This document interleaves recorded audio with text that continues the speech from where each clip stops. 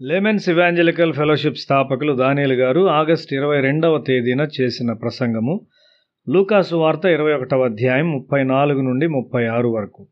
మీ హృదయములు ఒకవేళ తిండి వలనను మత్తు వలనను ఐహిక విచారముల వలనను మందముగా ఉన్నందున ఆ దినము అకస్మాత్తుగా మీ మీదికి ఉరి వచ్చినట్టు రాకుండా మీ విషయమై మీరు జాగ్రత్తగా ఉండుడి.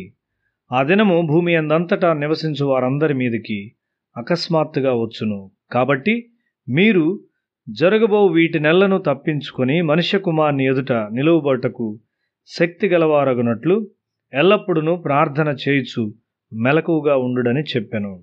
కాబట్టి మీరు మెలకువగా ఉండుడి మరియు ఎల్లప్పుడూ ప్రార్థన చేయుడి. ఒక విద్యార్థికి ఇదెట్లు సాధ్యపడుతుంది? ఒక పనిచేయు వ్యక్తికి ఇదెట్లు సాధ్యపడుతుంది? మన అంతరంగ మనస్సు ఎల్లప్పుడూ దేవునితో సహవాసము కలిగి ఉండునట్లు దేవుడు మనకు శిక్షణ ఇస్తాడు. దాని వలన కలుగు అంతరంగ ఆత్మ ప్రవాహము మనలను పరిశుద్ధులతో ఐక్యపరుస్తుంది. నీ నియామక ప్రార్థనా సమయములు దానికి దోహదము చేయును. రంగూన్లోని ఇర్రవాడి నదిలో కనబడని ఒక అంతఃప్రవాహము కలదు.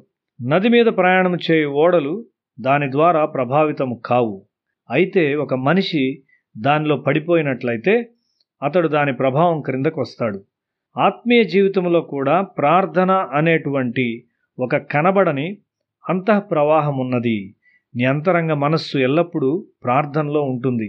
నీ కలలో కూడా ఆ ప్రార్థనకు సంబంధించిన కనబడనటువంటి అంతఃప్రవాహం ఉంటుంది.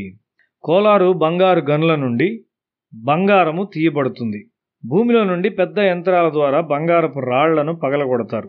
ఆ యంత్రాలు ఎప్పుడు పనిచేస్తూనే ఉంటాయి. ఒకసారి ఆ యంత్రం నిలిపివేయబడితే అది మరలా వేడిని పొందుటకు 6 మాసాలు పడుతుంది. కాబట్టి ఆ యంత్రాలు ఎల్లప్పుడూ పనిచేస్తూనే ఉంటాయి. ఒక మనిషి ఎక్కువ సమయము ప్రార్థన చేయుటకు తనను తాను అప్పగించుకొనినప్పుడు అతడు ఈ ప్రార్థనకు సంబంధించిన కనబడనటువంటి అంతఃప్రవాహమును ఎదుర్కొంటాడు. ఇది అతని యందు అన్ని సమయాల్లో కొనసాగుతుంది. నీవు తప్పక ఈ స్థితికి రావలసి ఉన్నావు. అలాంటి మనిషిని ఏదియూ రహస్యంగా అధిగమించలేదు.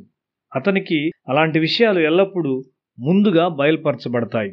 దైవాత్మతో ఎల్లప్పుడూ ఒక మర్మమైన సంభాషణ ఉండును. నీవు దేవుని మనస్సును ప్రార్థిస్తావు. ఇది మరి ఒక విధముగా మెలకువగా ఉండి ప్రార్థించుట అని కూడా చెప్పగలము. నీవు ఏమి ప్రార్థించున్నావో గమనించు. అది లోకములోని స్వార్థపరమైన విషయాల కొరక, ఉన్నతమైన విషయాల యొద్దకు రమ్ము. అప్పుడు అవసరమైన విషయాలను దేవుడు చూచుకుంటాడు. నీవు ఏ వైఖరితో ప్రార్థించున్నావో గమనించు. అది ఒక సంతృప్తికరమైన స్వీయ తృప్తితో కూడిన వైఖరా? నీవు ఎల్లప్పుడూ ఒక విరిగిన మనిషివిగా ఉండవలసి ఉన్నావు. గ్రహింపు గల పాపపు మచ్చ లేకుండా నీవు ప్రార్థించున్నావా? నీవు ప్రార్థించినప్పుడు గమనించు. నిద్ర నుండి లేచుట నీకు సోమరితనముగా ఉన్నదా? నిద్రను త్యాగము చేయుటకు ఇష్టము లేకయున్నావా? దేవుని మార్గములు నేర్చుకొని పరిశుద్ధుల అడుగుజాడల్లో వెళ్ళుటకు బదులుగా దేవుడు నీ మార్గములతో రాజీ పడవలనని కోరుచున్నావా?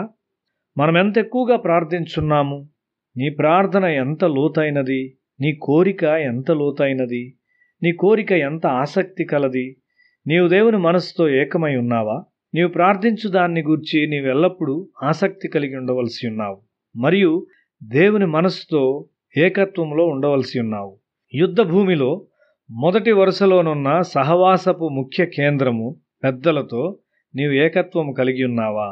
యుద్ధ భూమిలోనున్న మనిషి మరియు ఆయుధములు తయారు చేయు కర్మాగారములో పనిచేయు మనిషి ఒకే విషయంలో నిమగ్నులై ఉన్నారు. ఒకడు లేకుండా మరి ఒకడు లేడు. ఇక్కడ ప్రార్థించే మీరు బయట బోధిస్తూ పరిచర్య చేయు వారితో కలిసి పనిచేయుచున్నారు.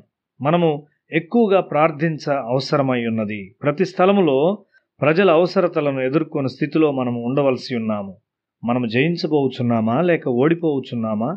నీవు ప్రార్థనలో ఎంత పోరాడుచు ఉన్నావు?